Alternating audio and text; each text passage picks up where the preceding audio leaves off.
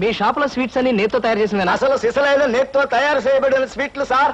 ఓహో, మరేం లేదయ్యా, రేపు పెద్ద పార్టీ ఉంది, దానికి ఆర్డర్ ఇద్దామని. ఏ షాప్ అయితే బెటర్ గా ఉంటుందా అని ఆలోచిస్తున్నాను. తినచూడండి సార్, మీకే తెలుస్తుంది. ఒరే ఒక స్వీట్ పెద్ద ఆర్డర్లకి కమిషన్ కూడా ఇస్తామండి. ఓహో, బ్రహ్మాండంగా ఉంది. ఇదిగో, నీకు ధనలక్ష్మి ఏజెన్సీస్ తెలుసా? ధనలక్ష్మి తెలుసండి. తెలుసా? పక్క వీధిలో బస్ స్టాండ్ పక్కనే. బస్ స్టాండ్ పక్కన 10వ నెంబర్ ఇల్లే కదండి. కరెక్ట్ అయ్యా బాబు. అమ్మయ్యా, ఇదిగో అక్కడ రేపు పార్టీ. కుర్రాడికి అడ్వాన్స్ ఇచ్చి పంపిస్తాను. 10 కేజీల స్వీట్ బ్రహ్మాండంగా ఉండాలి. 10 కేజీలు. ఓ మైసూర్ పాకు. ఈ మైసూర్ పాకు ఏంటి సార్, పాలకోవా కూడా తీసుకోండి. Thank you. స్వీట్ మాత్రం బ్రహ్మాండంగా ఉండాలి. చాలా బాగుండాలి. బాగా చేద్దాం. ఏమండి అడ్వాన్స్? ముక్క పీకడానికెందుకురా తొందర, చిందర వందరే. ఇదిగో దొంగ కోళ్ళ నా ముక్కలు చూస్తే నేను ఒప్పుకోను. అయినా మీ చేతిలో ముక్కలు పెట్టుకుని నా చేతిలో ముక్కలు చూస్తారేంటి? నా ముక్కలు ఎప్పుడైనా చూసుకోవచ్చు కదరా. ముందు నీ ముక్కలు చూస్తే ఒక పని అయిపోతుంది కదా.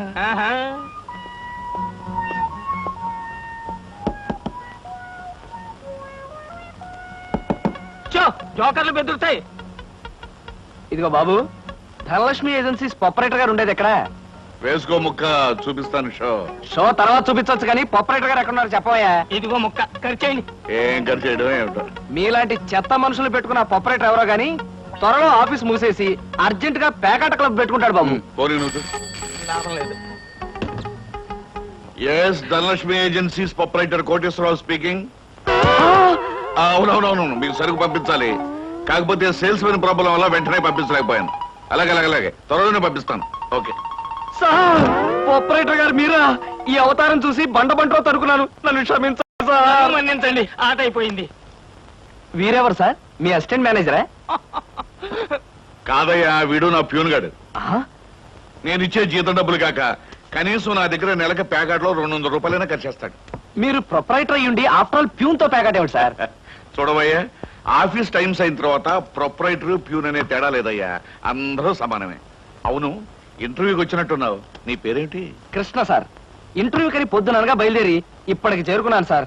మీరేమీ అనుకోనంటే ఒక్క మాట అడుగుతాను సార్. ఇంటర్వ్యూ కని పిలిచిన అడ్రస్ లో గాంధీనగర్ పక్క, కమలా థియేటర్ వెనకాల, రాముల వారి గుడి ముందు అని అర్థం పర్థం లేని అడ్రస్ ఇచ్చారేమిటి సార్? చూడు కృష్ణ, నేను ఇవ్వాలనుకున్నది సేల్స్ మెన్ ఉద్యోగం. సేల్స్ మెన్ అనేవాడు ఊరుతా తిరగటం, ఎలాంటి అడ్రస్ అయినా పట్టుకోగలగటం మొదటి క్వాలిఫికేషన్. ఆ క్వాలిఫికేషన్ ఉన్నవాడే ఇక్కడికి రాగలడని అడ్రస్ అలా ఇచ్చాను. 8 మందికి గాను నువ్వు అక్కడ వచ్చావు కనుక ఫస్ట్ టెస్ట్ లో పాస్ అనేట్టు. Thank you sir, thank you very much. Second test ఏమిటి సార్? అచ్చు యంత్రాన్ని కనిపెట్టింది ఎవరయ్యా? అచ్చు యంత్రాన్ని జాన్ గ్యూటన్బర్గ్. కరెక్ట్. మొఘలాయి సామ్రాజ్యాన్ని స్థాపించింది ఎవరు? బాబరు. కరెక్ట్. జపాన్ కరెన్సీని ఏమంటారు? యం. కరెక్ట్. సార్, మీరు అడిగిన ఒక్క ప్రశ్నకి నాకు సమాధానం తెలియదు. మీ ప్యూన్కి అన్నీ తెలుసు. నాకంటే అతనే బెటర్ అనుకుంటాను మీ సేల్స్ మెన్ ఉద్యోగానికి. నేను వేసిన అక్కర్లేని ప్రశ్నలకు జవాబులు తెలుసు కనుకే వీడు జవాన్ పోస్ట్ లో ఉన్నాడు. ఇలాంటి ప్రశ్నలకు జవాబులు తెలియకపోవడమే సేల్స్ మెన్ క్వాలిఫికేషన్. కనుక నువ్వు 2వ టెస్ట్ లో కూడా పాస్ అయ్యావు. ఇక 3వ క్వాలిఫికేషన్ ఏమిటంటే మన సరుకుల గురించి అబద్ధాలు చెప్పడం. ఏది, ఒక్క అబద్ధం గబుక్కుని చెప్పు. మీరు భలే అందంగా ఉంటారు సార్. అసలేవయ్యా, నా గురించి కాదు, నేను అడిగేది అబద్ధాన్ని గురించి. నేను ఇంతకు ముందు చెప్పింది అబద్ధమే sir. Correct. You are appointed as the salesmen. రేపే వచ్చి డ్యూటీలో జాయిన్ గా. Thank you sir.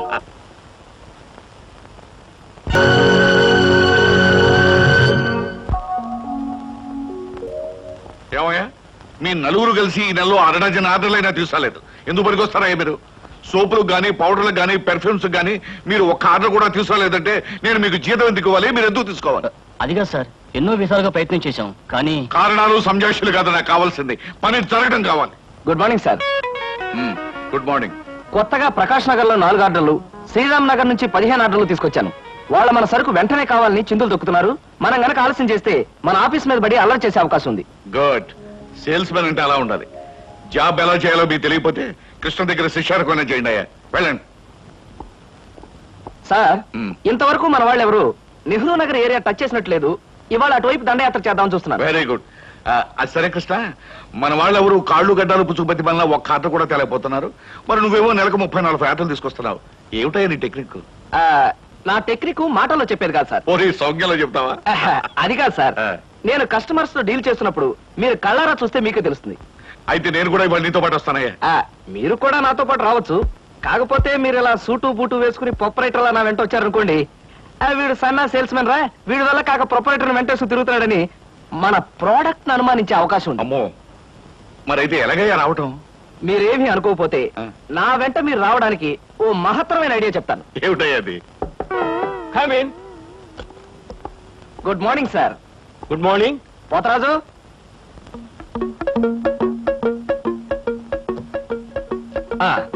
మీరు కొత్తగా పెట్టిన ఈ సూపర్ మార్కెట్ చూస్తుంటే నా మతి పోతుంది సార్. అసలు మీ సూపర్ మార్కెట్ దెబ్బకి సిటీలో ఉన్న సూపర్ మార్కెట్లన్నీ ఫ్యాట్. Thank you. By the way, నా పేరు Krishna, Dhanalakshmi agencies sales representative ని. Glad to meet you. Very nice to meet you sir. వీడు మా బాయ్. అదే పోతరాజు, నా పర్సనల్ అసిస్టెంట్.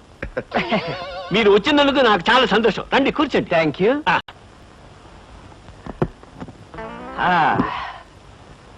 పోతరాజు, బాయ్స్ కూర్చోకూడదు కదా. అలాగే నిలబడతానులేండి. సార్, మా ప్రోడక్ట్స్ అన్ని కొంచెం మంచినీళ్ళు ఇప్పిస్తారా? బాయ్ బయటికి వెళ్ళాడు. ఒరేయ్, ఆ?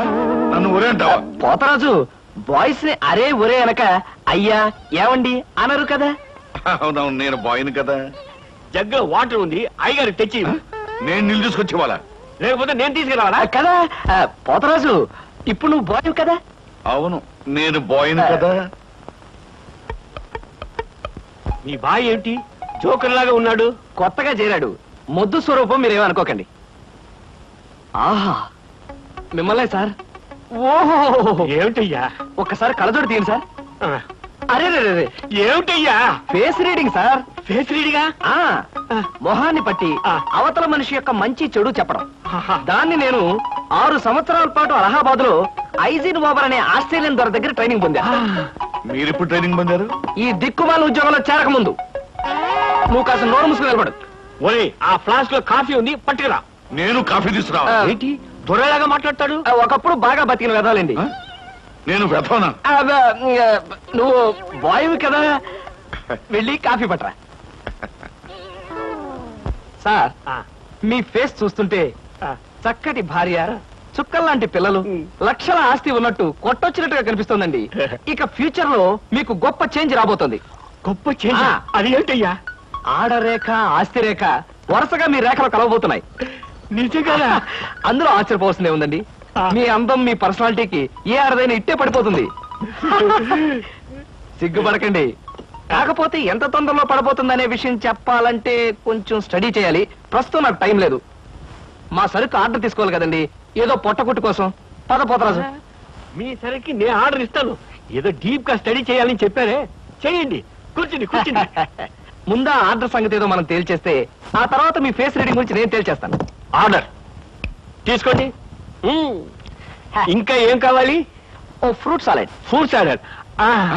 వద్దులే, నేనే వెళ్ళి తీసుకొస్తాను.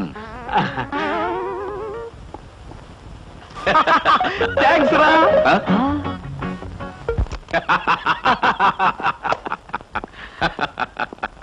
నిజంగా నీకు గొప్ప టాలెంట్ ఉందయ్యా. 6 నెలల్లో ఆడది ఆస్తి కలిసి వస్తుందని 60,000 రూపాయల సరుకు వాడికి అంటకట్టావు. అవును, అసలు నీకు ఫేస్ రీడింగ్ ఏమన్నా తెలుసా? ఫేస్ రీడింగ్ లేదు, మీటర్ రీడింగ్ లేదు సార్. ఆ. ఆ మాట ఎక్కడో చదివినట్టుగా గుర్తు. ఆ. ఏ మనిషికైనా ఆస్తి అమ్మాయి అప్పనంగా కలిసి వస్తుందంటే సంబరంగానే ఉంటుందిగా. ఆ. ఆ వీక్నెస్ పాయింట్ పట్టుకుని వాడిని చిత్త కొట్టేశా. నాతో ప్యూర్ వేషం వేయించితే వేయించావు కానీ మహత్తరమైన నీ టాలెంట్ కనిపెట్టే అవకాశం కలగజేసావయ్యా. సరే కూర్చో. పర్వాలేదు సార్. పర్లేదు, కూర్చోవయ్యా. ఇంతకాలం నువ్వు నా దగ్గర పనిచేస్తున్నా మీ కుటుంబ వ్యవహారాలు ఏమి తెలుసుకోలేదు. అసలు మీ వాళ్ళు ఎవరైనా ఉన్నారా? ఏమిటి మీ కుటుంబ పరిస్థితి? సాధారణంగా మా కుటుంబ విషయాలు చెప్పి ఆ. ఎదుటి వారికి తలనొప్పి తెప్పించడం నాకు ఇష్టం లేదు. ఓ నీ తలనొప్పి తెప్పించకుండా క్లుప్తంగా చెప్పబోయా. హ, అంత అభిమానంగా అడుగుతున్నారు కాబట్టి చెప్తున్నాను. ఆ. నేను కాకుండా మా ఇంట్లో ఉన్న వ్యక్తులు 3. మా అమ్మ దైవభక్తి, ఎదుటి వాళ్ళ మీద అభిమానం, ఆప్యాయత కలిగిన దేవత లాంటి మనిషి. ఇకపోతే మా నాన్నగారు క్రితం జన్మలో తను త్యాగరాజు, తాన్సేన్ లాంటి గొప్ప సంగీత విద్వాంసుడని ఆయన ఉద్దేశం. తన రాగాలతో ప్రజలందరికీ రోగాలు తెప్పిస్తూ, తన ఆలాపంతో ప్రజలందరినీ హాహాకారాలు చేస్తుంటే పేటలో ఉన్న వాళ్ళందరూ గొంతు పిసిగేస్తామని వాళ్ళ నిర్ణయం తెలియజేశారు. దాంతో భయపడిపోయి ఆయన బాత్రూమ్ లోనే పాడుకోవడం హాబీగా పెట్టుకున్నారు. ఆ సుగుణమే కాకుండా పేకాట పిచ్చి కూడా ఉంది. పని పాట లేని వాళ్ళందరితో చేరి పేకాట్లో ఎప్పుడు ఓడిపోవడమే కాకుండా అప్పుడప్పుడు తన బట్టలు కూడా తాకట్టు పెట్టేస్తుంటారు.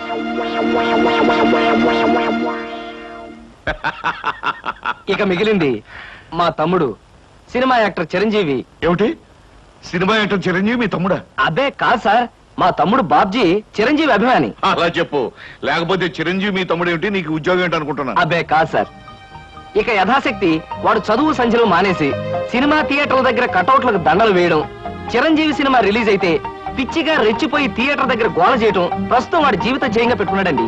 అది సార్ మా కుటుంబ పరిస్థితి. అంటే ఇంటెల్లపాదికి సంపాదించి పెట్టేవాడు నువ్వు ఒక్కడవేనన్నమాట. చూడు మిస్టర్ కృష్ణ, నీ కారణంగా మన కంపెనీ ఎంతో అభివృద్ధిలోకి వచ్చింది. అందుకు ప్రతిఫలంగా మీ కుటుంబానికి సాయం చేయడం ప్రొపరైటర్ గా నా కనీస ధర్మం. ఈ నెల నుంచి నీ జీతం 1000 రూపాయలు పెంచుతున్నాను. Okay? Thank you sir, thank you very much.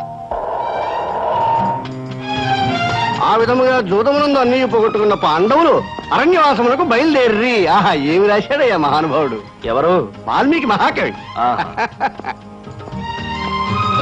The law of diminishing returns states that the more you consume of a product, the more you పరీక్షలు కదన్నయ్యా, చదువుకుంటున్నాను. ఓహో, చదువు చదువు. అలాగే. అమ్మా అమ్మా, వస్తున్నాను బాబు. చేసేది సేల్స్ మెన్ ఉద్యోగం. నీడ పట్టున ఉండకుండా ఎండనక వాననక ఊరంతా తిరిగి అలసిపోయి వస్తుంటాం. నీ కష్టం తెలుసుకుంటే నాకెంతో బాధగా ఉందిరా కృష్ణ. కాఫీ తీసుకో బాబు. అమ్మా, నా కష్టంతో ఇంట్లో అందరి ఆకలి తీరి కుటుంబం అంతా ఆనందంగా ఉందని తలుచుకున్నప్పుడల్లా నాకు సంతోషంగాను సంతృప్తిగాను ఉంటుందమ్మా. అన్నట్టు ఇవాళ జీతం అందింది. ఇంటి ఖర్చులు ఏమిటో, ఎవరెవరికి ఎంతెంత ఇవ్వాలో లిస్టు రాసిస్తే. కృష్ణ, ఈ వయసులోనే సంపాదించే బాధ్యతను ఎత్తనేసుకున్నావు. కుటుంబాన్ని నడిపే బాధ్యత కూడా నీకెందుకురా? డబ్బు నాకు ఇస్తే ఖర్చులు మిగిలిన విషయాలన్నీ నేను చూసుకుంటాను. నీకివ్వడానికి నాకేమీ అభ్యంతరం లేదమ్మా. కాకపోతే ఈ కాస్త జీతంలోనూ అందరినీ మేనేజ్ చేయడం నీకు కష్టమేమోనని. ఒరేయ్, నేను అమ్మని, నాకు ఆ మాత్రం తెలీదు.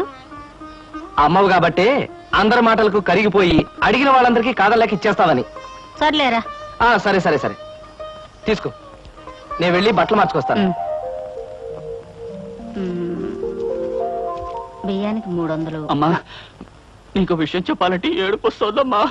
ఏడవలసిన అవసరమే వచ్చిందిరా బాబ్జీ. ఇంట్లో నాన్న సంగీతంతో హింసిస్తున్నాడని చదువుకోవడానికి బీచ్కి వెళ్ళాను. అక్కడ వాచ్ పోయిందమ్మా. ఎల్లుండి నుంచి పరీక్షలు. కనీసం చేతికి సెకండ్ హ్యాండ్ వాచ్ అయినా ఉండాలిగా. ఓ 100 రూపాయలు బొమ్మా. ఈసారైనా తగలేసుకోకుండా వాచి కొనుక్కో. అలాగే. ఇదిగో 100. అయినా వాచి బారేసుకోవడం ఏమిట్రా పిచ్చి వెధవ. ఇదిగో పార్వతి, ఇందాక వీధిలోంచి వస్తుంటేను కొందరు పెద్ద మనుషులు కనిపించి త్యాగరాజ ఉత్సవాల దగ్గరికి వస్తున్నాయి కదా, నా వంతు ఓ 500 రూపాయలు విరాళంగా ఏమని భైరవ రాగంలో బావురమన్నారే. 500? నేను ఇలాగే అన్నాను. మీరిస్తాను ఒప్పుకున్నారా? కుటుంబం బరువు బాధ్యతలు తెలిసిన వాడిని నేను ఎందుకు మాటిస్తానే. కావాలంటే 2 లేక 300 విరాళంగా ఇస్తాను. ఆ రోజు ఉచితంగా కచేరీ చేస్తానని మాటిచ్చాను. పైసా కూడా అడగం. మీ కచేరీ మాత్రం వద్దు బాబు అని దండం పెట్టుంటారు. అంతేనా? కమాతు రాగంలో కాళ్ళు చేతులు వెరక్కొడతాను. నా కచేరీ అంటే బొత్తిగా భక్తి శ్రద్ధలు లేవు. ఆఖరి మాటగా 200 రూపాయలు విరాళంగా ఇస్తాను అన్నానే. ఇవ్వకపోతే బాగుండదు, ఆ తర్వాత నీ ఇష్టం. త్యాగరాజ స్వామి నిన్ను ఆశీర్వదిస్తాడు. 3, 4, 5. పాలకు డబ్బులండి. అమ్మగారు పచారీ సామాన్ డబ్బులండి. అమ్మగారు నా జీతం అండి. అమ్మగారు పాలకు డబ్బులండి. అమ్మగారు పచారీ సామాన్ డబ్బులండి.